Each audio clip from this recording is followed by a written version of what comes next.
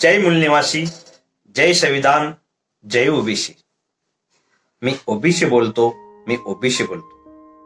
बंधू भगिनींनो, येथे फक्त ओबीसी म्हणून माझा आवाज आहे. माझा तोंड आपणास दिसत नाही, कारण मी ओबीसी म्हणून माझी ओळख हरवून बसलो आहो. इतिहासात माझी ओळख प्राप्त आपणास होऊ शकते, पण एखाद्याने जाणून बुजून ओबीसीवर काळा पडदा टाकलेला आहे. माझी ओळख त्यातून बाहेर निघण्यासाठी मी वारंवार प्रयत्न करीत आहे. पण बंधू भगिनींनो, माझी सक्ती ओबीसी म्हणून कमी पडत आहे. मला आपल्या मदतीची सक्त आवश्यकता आहे. आज माझी आवाज कुठेही ऐकू येत नाही, पण आपण मला नक्कीच ऐकून घ्या. मी ओबीसी बोलतो. माझी आवाज दबलेली आहे. स्वातंत्र्याच्या वेळेस मला वाटत होते की माझी सरकार येईल, पण आली नाही. स्वातंत्र्याच्या वेळी मी शेतकरी झालो, मजूर झालो, काँग्रेसमध्ये गेलो, समाजवादी पक्षात गेलो, कम्युनिस्ट पक्षात गेलो. त्यांना मी मदत केली, पण त्यांनी माझी आवाज ओबीसी म्हणून ऐकलीच नाही. जर त्यांनी माझी आवाज ऐकली असती तर भारतीय संविधानाच्या 340 अनुच्छेदवर ओबीसी म्हणून माझी अंमलबजावणी नक्की झाली असती. पण तसं त्यांनी केलं नाही. स्वातंत्र्याच्या 73व्या वर्षानंतर सुद्धा देशाचे पंतप्रधान पंडित जवाहरलाल नेहरू आणि सध्याचे पंतप्रधान नरेंद्र मोदी पर्यंत सर्वांच्या लक्षामध्ये ओबीसी होता आणि आहे, पण जाणून बुजून त्यांनी ओबीसी कडे ते दुर्लक्ष करीत आहे.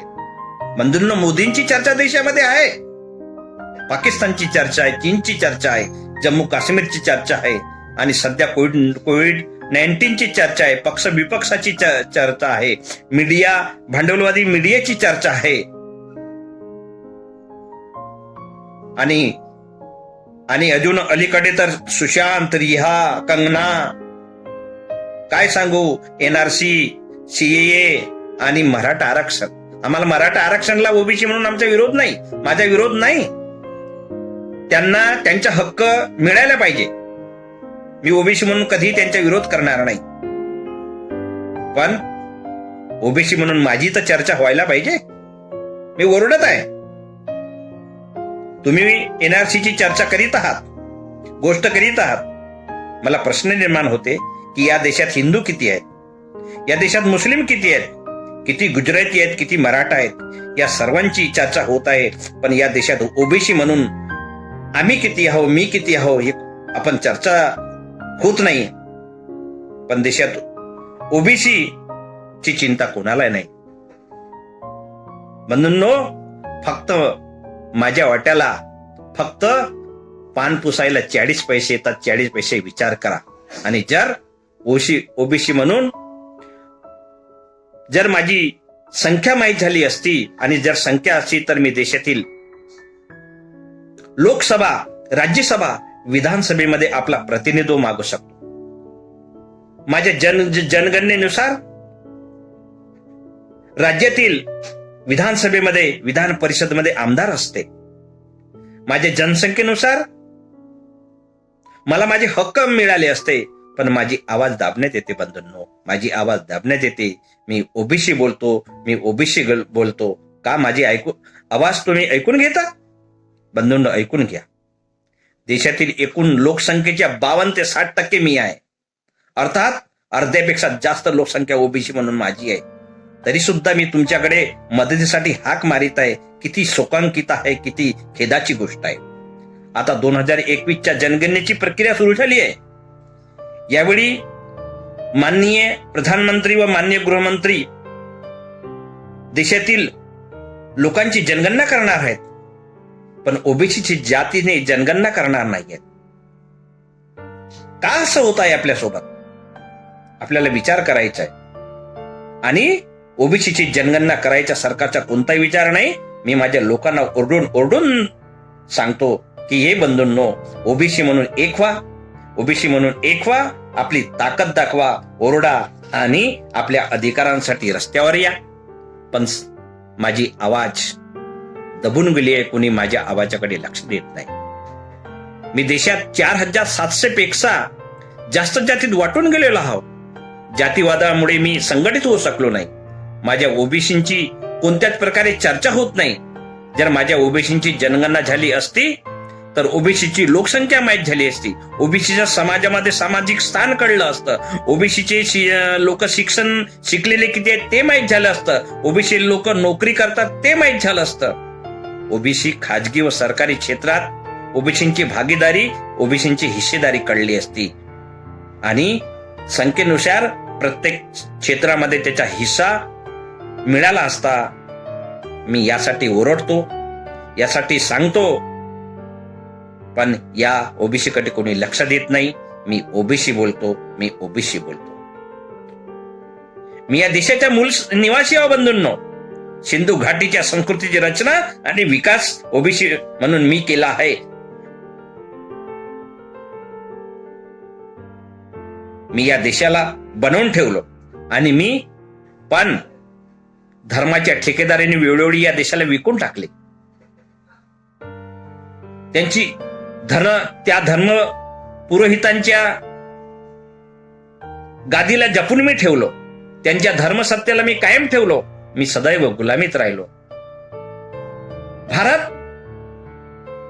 देश स्वतंत्र झाला 73 वर्ष झाले, पण मी म्हणतो ओबीसी म्हणून मी म्हणतो की सगळे लोक स्वतंत्र झाले असते, पण ओबीसी या देशातील ओबीसी समाज हा स्वतंत्र झाला नाही. ही फार माझ्यासाठी खेदाची गोष्ट आहे. संविधानात कितीतरी अधिकारांची नोंद केली आहे, पण अधिकार मला सांगण्यात आले नाही आणि संविधानाला माझ्यासाठी लागू पण या माझ्या शत्रू लोकांनी, या सनातनी लोकांनी केलं नाही. माझी आजची गरज विधानसभे व संसदेमध्ये प्रतिनिधित्व मिळणे ही आहे. मला देशातील ज्या सर्वोच्च संस्था असतात, IAS आहे, IPS आहे, IFS आहे, सुप्रीम कोर्ट आहे, यासारख्या पदांवर माझी प्रतिनिधित्व कुठे आहे? मी ओबीसी म्हणून तुम्हाला कुठं दिसतो? खाजगी क्षेत्रामध्ये माझे स्थान काय आहे? कालपर्यंत मी या लोकांची पालखी ओढत होतो, आज या लोकांची कार चालवतो. पुरोहित, ब्राह्मण, राजा छानपैकी पालखीत बसत आहेत. मी आजही त्यांच्या ड्रायव्हर म्हणून काम करतो. आजही तेच लोकच आहेत जे धर्मसत्ता, आर्थिक सत्ता, राजसत्तावर बसलेले आहेत. व मी त्यांच्या कारच्या ड्रायव्हर आजही बनलेला. काल मी त्यांच्या द्वारपाल होतो, प्रामाणिकपणे सेवक होतो, त्यांच्या स्वयंपाकी होतो, हवेसाठी त्यांचा पंखा चालवित होतो, पाणी भरत होतो. आजही तर तोच काम करतोय ना. मी ओबीसी आहे, मी ओबीसी आहे, मी ओबीसी आहे. बंधूंनो, माझी ओळख संपून गेली आहे. तुम्ही मला विचारलं की समाजात माझे काय स्थान आहे? मी स्वतःला प्रश्न विचारले की काय मी ब्राह्मण आहे? उत्तर आले नाही. मी स्वतःला विचारले की काय मी क्षत्रिय आहे? उत्तर आले नाही, कारण की ब्राह्मणानेच या पृथ्वीला निक्षत्रिय करून केला आहे आणि ते म्हणजे परशुरामाने 21 वेळा पृथ्वीला निक्षत्रिय केली आहे. आणि याचा अर्थ असा होतो की मी क्षत्रिय पण नाही. मग माझ्या समोर प्रश्न उरला की मी वैश्य आहे? उत्तर आलं की मी तर शेती करणारा होतो, मी तर उत्पादक होतो. मी या लोकांसारखं साठेबाज पण नाही आहे, मी या लोकांसारखं सावकारी पण करीत नाहीये. याचा अर्थ मी तर वैश्य पण नाही. तर मी स्वतःला विचारले की काय मी शूद्र आहे?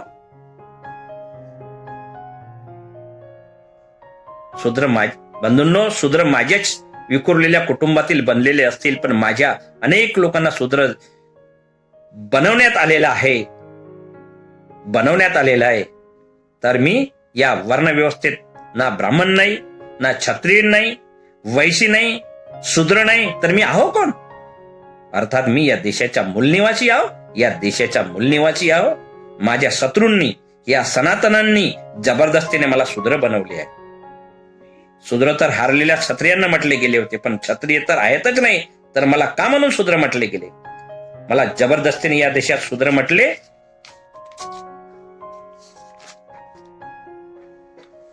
हारलेल्या क्षत्रियांना शूद्र बनवून जे कायदे त्यांच्या विरोधात लावले गेले होते ते सर्व कायदे मलाही लावले गेले. कोणते कायदे? मला शूद्र बनवून 3 अधिकारांपासून माझ्या 3 अधिकारांना हिरावून घेण्यात आलं. पहिला शिक्षणाचा अधिकार माझ्याकडून पूर्णपणे हिरावून घेण्यात आला आणि की मला शिकणे, दुसऱ्याला प्रश्न विचारणे, परस्परांसोबत चर्चा करणे यापासून परावृत्त करण्यात आले. बंधूंनो, महाराष्ट्राच्या तुकाराम महाराजांनी जेव्हा अभंग लिहिले त्यांचे सर्व अभंग यात माझ्या शत्रू लोकांनी इंद्रायच्या नदीत बुडवून दिलं आणि त्यांना जिवंत मारण्यात आले. मला दुसरा शस्त्र धारण करण्याचा अधिकार नाकारण्यात आला. मी माझी सुरक्षा करायला नको, मी सत्तेत जायला नको. आणि तिसरा अधिकार माझा म्हणजे संपत्तीचा अधिकार सुद्धा नाकारण्यात आला. त्यापासून सुद्धा मला परावर्तित करण्यात आलं, जेणेकरून मी या उच्च वर्गाच्या कर्जाखाली दबून राहायला पाहिजे. आज मी शेतकरी होऊन आत्महत्या करतो. माझी आवाज ऐकून घेण्यात येत नाही. आपण मला ऐकत आहात ना? मित्रांनो, मी ओबीसी बोलतो. माझी आवाज मजबूत करण्यासाठी मला मदत करा. माझी आवाज दबत आहे. मी ओबीसी आहो, पण जाती धर्माच्या मंदिराच्या नावावर माझ्या अमूल्य मत मागितले जाते. पण कोणी माझ्या संविधानातील अधिकाऱ्यांच्या नावावर मला मत मागत नाही. मी ओबीसी आहो. मला सांगितले जाते की रस्ते तयार होत आहे. मला सांगितले जाते की देशाचा विकास होत आहे. पण मला हे सांगत नाही की माझी लोकसंख्या या देशात किती आहे. आज मला सांगितलं जात आहे की या देशामध्ये बुलेट ट्रेन धावणार आहे. पण मला हे सांगत नाही की शिक्षणाच्या क्षेत्रामध्ये ओबीसी म्हणून माझी स्थिती काय आहे. मी ओबीसी बोलतो. आज मला सांगितलं जात आहे की काश्मीर पंडित समस्येत आहेत. पण मला कोणी हे सांगत नाही की माझ्यात किती लोक गरीब आहेत, किती गरिबी रेषेच्या खाली आहेत, किती लोक मजूर आहेत. मी ओबीसी बोलतो. मला सांगण्यात येते की रामाला घर मिळालं, आनंदाची गोष्ट आहे, त्याबद्दल मला काही बोलायचे नाही. पण रामाला मंदिराची जागा मिळाली असेल, पण माझ्या ओबीसी किती बेगार आहेत हा सुद्धा माझ्यासमोर प्रश्न निर्माण होते. स्वातंत्र्याच्या 73 वर्षानंतर सुद्धा का खरं त्याला स्वातंत्र्य मिळाले आहे? तो झोपडीत राहायला हतबल आहे. लहान लहान जमिनीच्या तुकड्याची शेती तो करतो, भूमिहीन आहे. मी ओबीसी आहो. मला सांगण्यात येते की अमेरिकेत मोठ्या प्रमाणात तेथील लोक मोदींच्या सभेमध्ये गर्दी करतात, त्याबद्दलही मला बोलायचे नाही.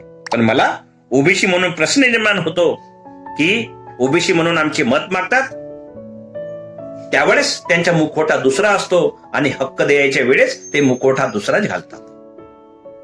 पण माझ्या देशातही माझ्या आवाजाला ऐकून घेत नाहीत. का आपण मला मदत कराल? माझे वास्तविक अधिकार संविधान आहेत आणि संविधानच आपले रक्षण करेल. संविधानाला लागू करण्यात आपण माझ्या मदतीला धावून याल? मी ओबीसी आहो. माझी आवाज ऐकून घ्या. माझी आवाज सर्व लोकांपर्यंत जाऊ द्या. मी ओबीसी आहो. बंधूंनो, भगिनींनो, मी शालिग्राम गणपत मेंढे, बँक कॉलोनी रिसामा येथील रहिवासी आहे. मला तुम्हाला नम्रपणे विनंती करतो की बंधूंनो, आपण बहुसंख्येने ओबीसी आहोत. मी तुम्हाला नम्रपणे सांगतो की हत्तीची ताकद आमच्या मध्ये आहे. पण या सनातनांच्या शत्रूच्या डावपेजांमुळे, यांच्या कुटील नीतीमुळे आपण फसलेलो आहोत. पुनश्च मी या माझ्या समाजातील, ओबीसी समाजातील सुशिक्षित कर्मचारी वर्गाला मी हात जोडून विनंती करतो की बंधूंनो, निष्क्रिय न राहता या ओबीसीची जनगणना व्हायला पाहिजे, त्यामध्ये तुम्ही सक्रियपणे मदत करा आणि तुम्ही सक्रिय होणे अत्यंत आवश्यक आहे. सर, बंधूंनो, बुद्धिजीवी वर्ग ला ह्या ज्या गोष्टी जर समजत असतील तर त्यांनी गप्प का राहावं हा एक प्रश्न निर्माण होतो. सत्ताधारी म्हणतात सबका साथ सबका विकास, पण मी म्हणतो की साथ आमची आणि विकास त्यांचा. विचार करायचे आहे तुम्हाला. ते मदत आमची घेतात आणि विकास स्वतःचे करतात. शेवटी काही माझ्या समाजातील ओबीसी बांधवांना माझी आग्रहाची विनंती आहे की तुम्ही कोणत्याही संघटनेमध्ये काम करत असाल पण त्या संघटनेचे अंधभक्त राहू नका, बिनपगारी पोलीस राहू नका. तर मी तुम्हाला सांगू इच्छितो की हा आपला लढा कोणत्याही देवाधर्माविरुद्ध अजिबात नाही. हा आपल्या हक्काची ही लढाई आहे.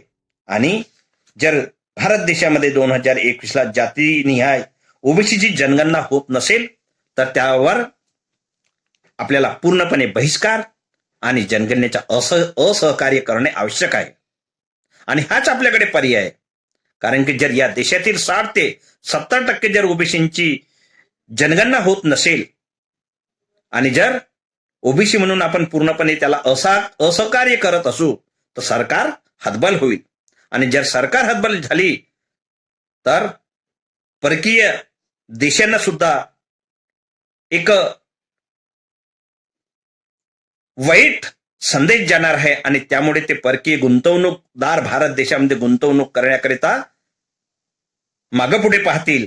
आणि त्यामुळे 2021ची जनगणना पाहिजे त्या प्रमाणात सफल होणार नाही.